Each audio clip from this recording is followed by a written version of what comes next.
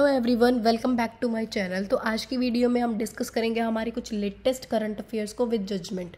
तो आइए शुरू करते हैं। सुप्रीम कोर्ट की ये जजमेंट है 2021 की बेनिफिट ऑफ डाउट केस। अब आप ये भी सोच रहे होंगे कि बेनिफिट ऑफ डाउट है क्या एक्चुअल में। तो हम सारी डिटेल्स जो है इसके केस के फैक्ट्स की हेल्प से समझेंगे। केस का नाम है state of Rajasthan versus Lavkush Meena. काफ़ी इंपॉर्टेंट केस है। तो आइए इस केस के फैक्ट को समझते हैं कि क्या है। लवकुश मीना जो है इस केस में रेस्पोंडेंट है। तो लवकुश मीना एक एग्ज़ाम देते हैं जो कि होता है राजस्थान पुलिस सर्विस का। राजस्थान पुलिस बेसिकली रिक्रूट कर रही होती है जो कांस्टेबल हो गए, पुलिस ऑफिसर है उनके। और अब लवकुश मीना जो है उस एग्ज़ाम को क्लियर कर लेते हैं, उन्हें कांस्टेबल बनाया जाने वाला होता है। लेकिन दिक्कत ये आती है कि जो लवकुश मीना है उनका अपॉइंटमेंट नहीं होता है इस केस में एज अ कांस्टेबल। तो अब उसने एग्ज़ाम भी क्लियर कर लिया, फिर दिक्कत क्या है, क्यों नहीं उसे मिला। तो देखिए क्या होता है, बहुत सारे क्राइम कर रखे होते हैं लवकुश मीना ने, उसके ऊपर कुछ चार्जेस लगे होते हैं। तो तब भी कोई कैंडिडेट गवर्नमेंट जॉब के लिए अप्लाई करता है, कुछ एलिजिबिलिटी क्राइटेरिया होते हैं जो कि फॉलो करने पड़ते हैं।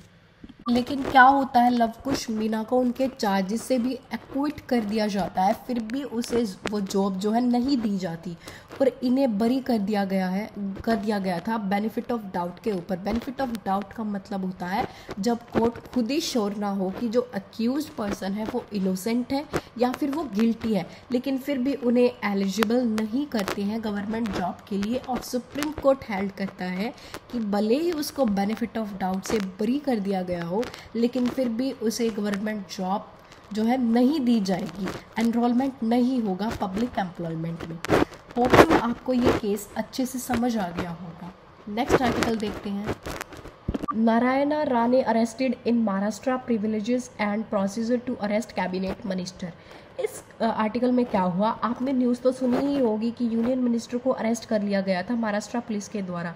क्यों अरेस्ट किया था, क्योंकि इन्होंने कहा था कि महाराष्ट्र के जो चीफ मिनिस्टर हैं, मिनिस्टर को स्लैप करूँगा। क्यों करूँगा, क्योंकि अब आपने 15 अगस्त की जो स्पीच है वो तो सुनी होगी, उसमें देखा कि उन्होंने इंडिपेंडेंट सीएम वो नहीं बताया कि जो वो है वो इंडिपेंडेंट सीएम नहीं है। उनका कहना है कि सीएम को जब इंडिपेंडेंस क्लियर नहीं पता तो फिर रूल कैसे करेगा। तो उन्होंने कहा कि मैं इसको स्लैप लगाऊंगा। तो ये और था हमारा एक और इम्पोर्टेंट आर्टिकल। नेक्स्ट देखते हैं। CCI slabs ₹200 crore penalty on Maruti Suzuki. तो मारुति सुजुकी के ऊपर 200 करोड़ का फाइन लगाया गया है। तो आपको पता है जब भी आप कार वगैरह खरीदने जाते हैं तो डीलर के माध्यम से लेते हैं, डायरेक्ट तो आप कभी नहीं लेते, डीलर ही आपको बताता है कैसे क्या है, सारी चीज़ें वही बताता है। तो जो डीलर है उनके ऊपर कुछ पॉलिसी इम्पोज कर रहा था मारुति सुजुकी, और इसी को देखते हुए यहाँ पर मारुति सुजुकी के ऊपर 200 करोड़ का फाइन लगाया गया है। नेक्स्ट आर्टिकल देखते हैं। Tripura exports famous Gandhraj lemons to Germany for the first time. तो क्या हुआ, एक लेमन है जिसे एक्सपोर्ट किया जा रहा है जर्मनी। ये त्रिपुरा का सबसे फेमस और सबसे बड़ा ये फेमस जो गंधराज लेमन है उसे एक्सपोर्ट किया जा रहा है Germany for the first time. Next article देखते हैं। Karnataka cabinet approves constitution of mental health authority एमिड covid crisis.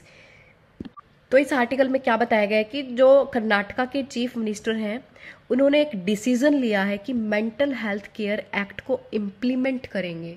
Karnataka में मेंटल हेल्थ केयर अथॉरिटी को सेटअप किया जाने वाला है। तो ये और आर्टिकल निकल के आ रहा है यहाँ पर।